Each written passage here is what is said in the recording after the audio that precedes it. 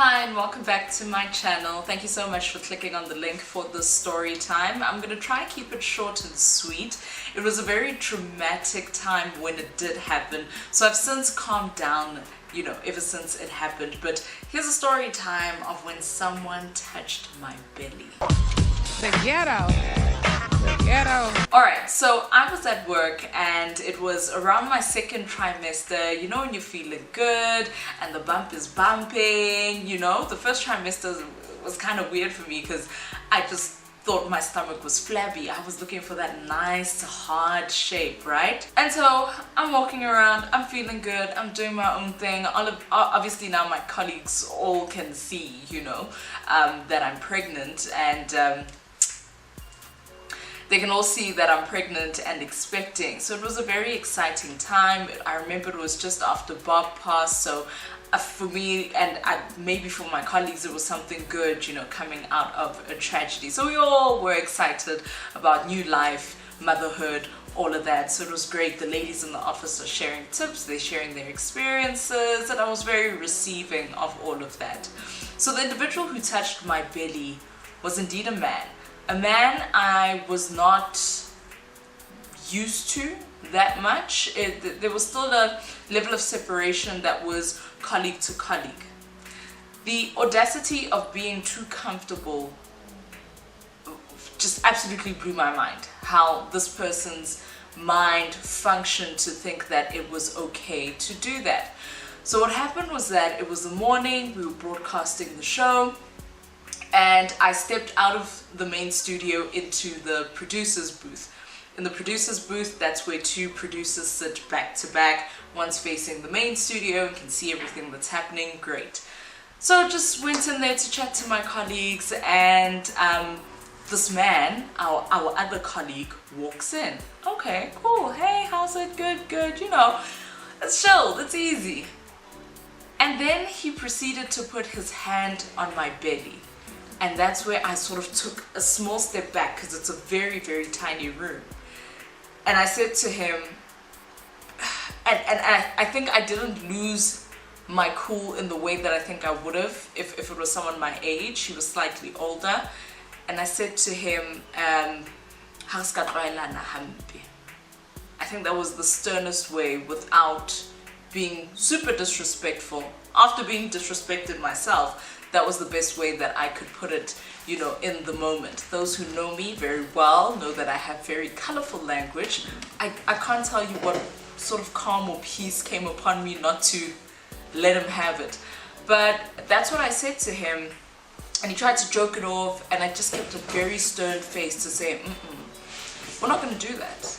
We're not, you and I, we're not going to do that, no. It's not happening. We're not doing that. And I think then his perception of me then shifted, because what happened in the weeks to follow, I grew very, very cold. I felt very, very violated as well. And it was tough. It was tough because it's like, what do you take me for? I think that's a thing with being a very nice person, is that others tend to take you for granted, and they think anything can fly, give a feeler, she's chilled, she's easy, whatever, she's relaxed. But people really need to learn their boundaries and not get too comfortable, not have the audacity to be too comfortable around people that you are not close with. We are colleagues. There's absolutely nothing that connected this man and I besides where we work. So to even, have that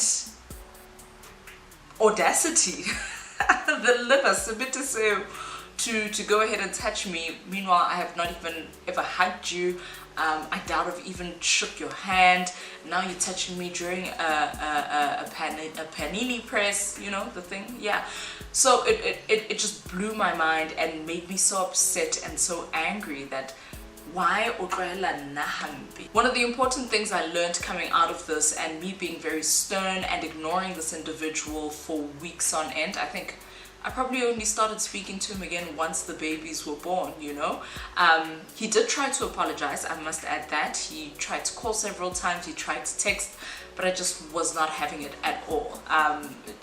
No, nothing was gonna, you know, make me forget. I just needed to have my cooling off period and just keep my distance, and that was that. A couple of colleagues that were in the room, the ladies that were in the room, also exclaimed to say, you know, you don't do that. That's not a normal thing to do. You also did not have consent. You did not ask her. No matter how excited you may be, oh my goodness, it's twins, oh my goodness, this, you know, the ladies had my back. A few other ladies, once they found out, was that they asked me, you know, why didn't I report it to HR?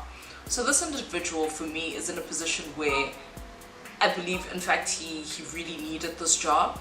So I felt that me reporting him to HR would cause a stir, because he also had a laundry list of other issues, right?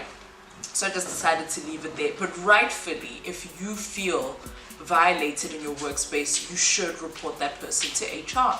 So don't feel bad about setting your boundaries. It's a very definitive thing that you do have to do. You never know what other energies, what spirits people are carrying. And I don't mean that humbly, but it's just, honestly, it is what it is. And only going through my motherhood journey did I understand, you know, what many other moms are warning new moms about. So it's a very sacred time. So don't feel bad for setting your boundaries when it comes to you, when it comes to your children, when it comes to your family, when it comes to your household. It is absolutely necessary. And finally, to the gents that are watching, and to the ladies as well, do not touch people's bodies without their consent. We are in the age where we are unlearning so much about our social interactions, even sexual interactions, that consent is at the forefront of many, many things. We are learning that you know, you may have caved in, or you may have given in to a certain thing due to the pressure or whatever circumstances you are under.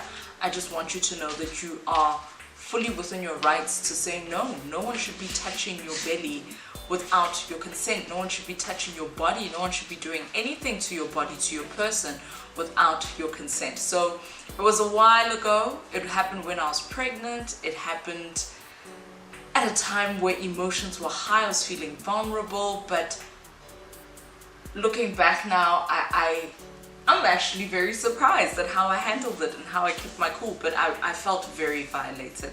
So please, for the love of whomever you believe in, don't go around touching people's bellies. It will not end well for you. Some people may end up taking you to HR, and you might catch a case. So don't do it. I don't have that urge to touch other women's bellies. So I don't know. Someone make me understand it, because on a normal circumstance, you would not touch that individual. Why you want to touch her now that she's pregnant? Don't do that. Ladies, I would love to hear what your experiences have been. Like, share, or comment below. Thank you so much for watching this video. I'm out.